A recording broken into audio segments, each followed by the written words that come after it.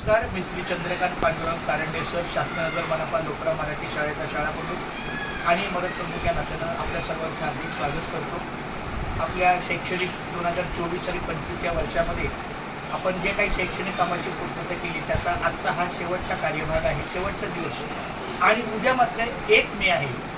आपल्या सालाबादप्रमाणे 1 तारखेला वर्षातून झेंडावंदन हे 3 वेळा होत असतं. एक 15 ऑगस्ट, दुसरं 26 जानेवारी आणि तिसरं म्हणजे महाराष्ट्र दिन म्हणजे कामगार दिन 1 मेला.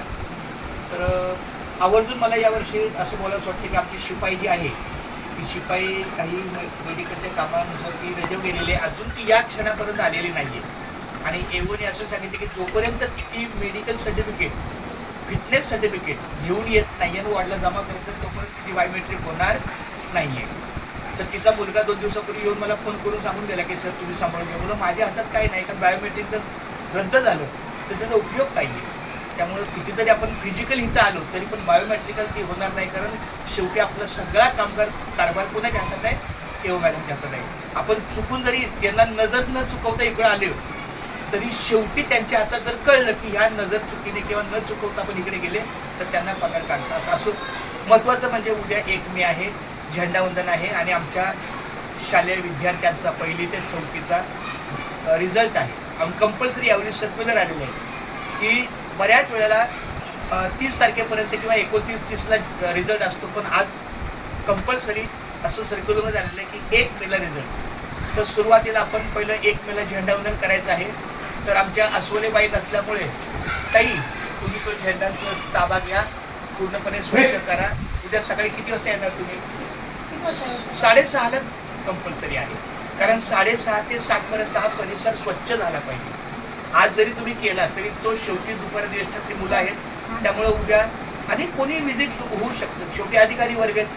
मला एवढं कळतं की कोणी व्हिजिट होवो अथवा न हो, आपल्याला जे काम करायचं ते पुन्हा करायचं. त्यामुळे उद्या 7:15 साधारण सगळा परिसर आपला स्वच्छ झाला की झेंडावंदन होईल. आणि मग त्यानंतर आपण जे काही काम करायचं ते करू. आणि 8 वाजता मी सांगितलं पालकांना रिझल्टला यायला असं आहे, कारण कंपल्सरी आम्हाला उद्याच रिझल्ट करायचं होतं. कारण बऱ्याच वेळेला काय होतं, संख्याबळ खूप कमी दिसतंय महाराष्ट्र दिनाचं किंवा झेंडावंदनाचं. आता त्यांनी तेच कंपल्सरी आहे. तर आता तुमचं काय मत आहे सांगा, उद्याच्या कार्यक्रमात अजून कशी काय ही पुरे टेंटेटिव्ह रूपरेषा सांगितली. बरोबर आहे, आपण हेच करतो 1 मेला आपण तशी काही मुलांचं वेगळं काही ठेवत नाही. हां, तर त्यामुळे कमीत कमी आपला जो त्याला म्हणतात की काय तो ओपन डे आहे का नाही, ओपन डे आहे. त्या ओपन डे प्रमाणे पालकांना यायचं, मीटिंग वगैरे घ्यायची, काही सूचना द्यायच्या, काही पालकांच्या जेवढ्या काही अनावधानानं साह्या राहिल्या असतील त्याच्या शक्यतो आता 42 पूर्ण असेल ते ते पूर्ण करायचं. आणि आपली शाळा ही विद्यार्थ्यांसाठी 16 जूनला होणार आहे. नाही सर, आम्हाला तर 12 जूनपर्यंत नाही, मी सांगतो ना विद्यार्थ्यांनी 16 जूनला यायचं आणि शिक्षकांनी 13 जूनला यायचं.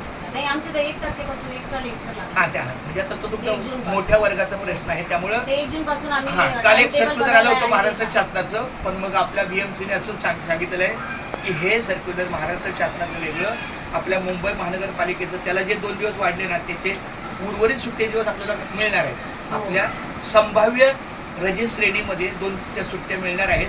पण आपण शिक्षकांनी आणि शिपायांनी आता बघू त्यासोले कधी येत, पण शिपायांनी शाळा सुरू व्हायच्या 2 दिवस अगोदर यायचं, झाडलोट पूर्ण करायची.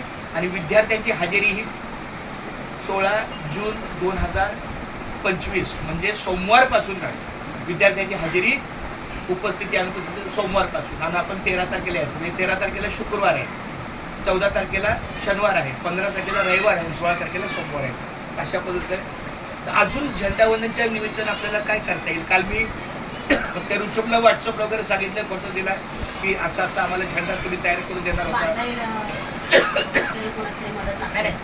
होईल एका प्रसंगाला मी अचानक ते विड्रॉ झालं होतं, पण होईल काय काहीच नाही.